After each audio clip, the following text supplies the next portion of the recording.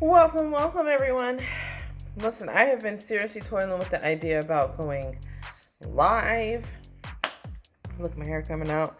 And I think we need to go live soon because we've covered a lot of information. We've covered a lot of topics. We've covered a lot of vocabulary. We've covered a lot of financial education, just overall. We really have. So I am hopefully going to do it this weekend. Even though folks were kind of saying that doing it during the week would maybe be best for them, I'm probably going to try both and see where we get the most participation, right? Because for me, the weekend will be better. I am so busy during the week, but I understand because there is a lot to cover. So when I go live, we are basically going to go down the notes to where we are, and I'm be able to answer people's questions live and on the spot. Okay. I was thinking of going into the Treasury Direct account and just showing you guys how to start an account, but that is really confidential information. So I'm still trying to figure out how to not show people my social security number, right? So I'm still trying to figure out how to navigate that. I may still do it. I don't know how much time, the live is going to be allotted. Maybe there is no time limit and we can do both, okay? But this video, okay, but for this time, we are going to talk about something called rate of return to analyze your stocks. So just to catch everybody up, if you're new here, please follow me, go back through, watch the videos, watch the playlist, and catch yourself up on this knowledge. But this video is a rate of return on stocks. So you've purchased you've started your IRA or SEP IRA with a brokerage. A brokerage only means some place where you can buy and sell stocks. I personally use Fidelity. You don't have to use Fidelity, but you need a brokerage area, okay? So rate of return analysis is basically a way of understanding if you're losing or gaining with your stock over time. Now, they tell you that clearly. So there is a calculation, but I've never really needed to use it, okay? The calculation is the ending value minus the beginning value divided by the beginning value times 100. That's basically going to give you a percentage. So ending value, meaning let's say your stock ended at $120 minus $100, which is the beginning value, which is what you purchased it at, divided by the beginning value, what you purchased it at, times 100. That equals 20%. And that was a tip from my mentor. He basically said if any of your stocks get negative or start going below 15 to 20%, cut them loose. Just cut them loose. Cut your losses. Just sell the shit. I struggle with this. I have a hard time. I have a hard time with this. So I'm going to use a real example about something that you might be struggling, because it's hard to just eat it because it's a bad decision. And I think this whole entire day we're talking about risk, right? And the risk you have to be able to stomach in the market, okay? So 20% is your baseline. I would even say 15% if you scared. 15%. If you start getting negative 15%, just cut it.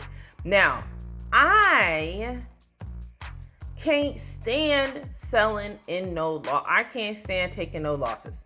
Hey, it could just be me. I can't stand taking no losses, okay? So I'm going to show you guys my dirty little secret. Oh my God, it's so bad. It's so bad. And the reason why I'm going to share this with you guys is because I did the worst possible thing. Remember when I told you, do not buy stocks that someone told you about?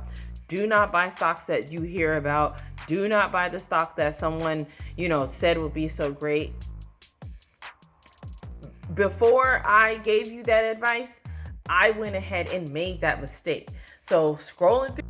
All right, sorry, we got cut off, but that was probably for the best.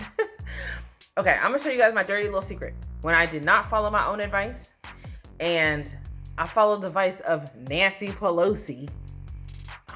I know.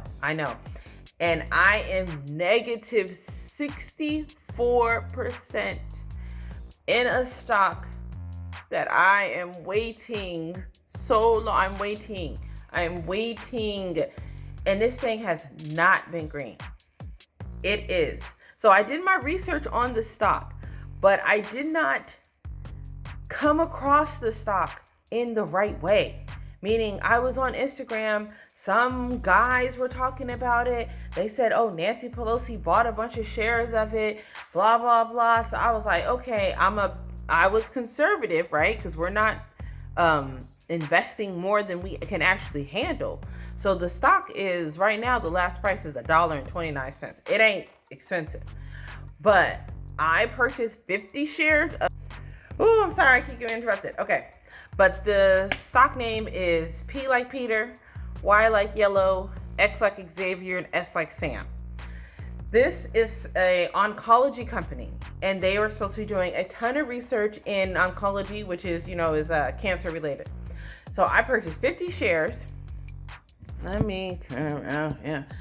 my God. I purchased 50 shares.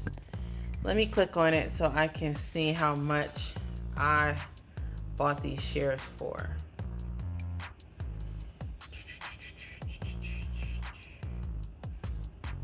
I purchased these shares at $1.37.